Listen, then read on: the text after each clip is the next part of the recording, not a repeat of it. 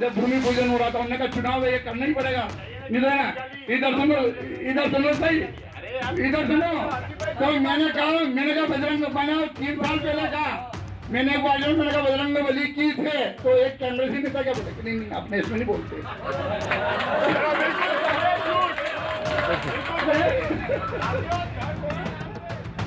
यहाँ कैबिनेट मंत्री हरदीप सिंह डंग और एक कांग्रेस कार्यकर्ता के बीच बहस चल रही है।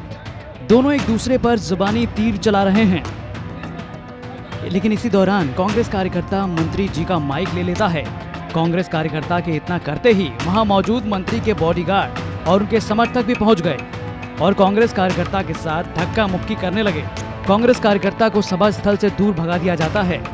कांग्रेस कार्यकर्ता का आरोप है कि कैबिनेट मंत्री हरदीप सिंह डंग से उसने कुछ सवाल पूछे थे, लेकिन वो उसका जवाब नहीं दे रहे थे। इतना ही नहीं, कांग्रेस कार्यकर्ता तो कैबिनेट मंत्री को गद्दार तक बता रहा है।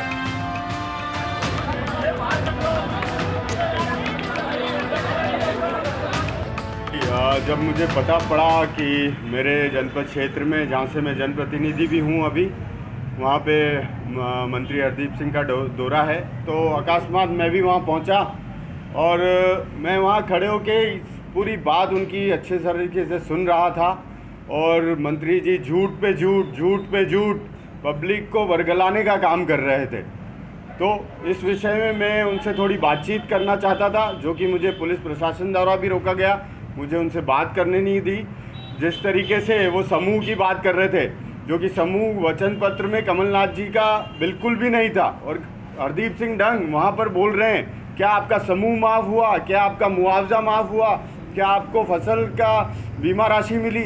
तो मैं वहाँ पर जनता को सिर्फ ये बताना चाहता था कि भाई जिस गद्दार की वजह से आज आपको ये सब सामना करना पड़ा है, अगर ये छोड़कर नहीं जाते आपको, तो आज आपका 2 लाख का कर्ज भी माफ़ हो चुका होता और जो भी समस्या है वो समस्या नहीं आती हमारे बीच में। और धर्म के नाम पे वो वर्गला रहे थे कि भाई कांग्रेसियों का तो नारा है कि जय बजरंग बली, कांग्रेसियों का नारा ही नहीं है। क्यों राम क्या सिर्फ बीजेपी वालों के हैं क्या? राम हमारे नहीं है, राम हर धर्म के लोगों के सम्मान करते हैं ऐसा। तो ये चीज़ें बातें वहाँ पर मंच पे हरदीप सिंह डंग द्वारा करी जा रही थी। इस चीज़ का विरोध मैंने जाहिर किया। जो 75% जो मुआवजा राशि जो बची है पिछले साल बाढ़ प्रभावित क्षेत्र का, जी, उसके बारे में आपने क्या जानकारी जानना चाहिए?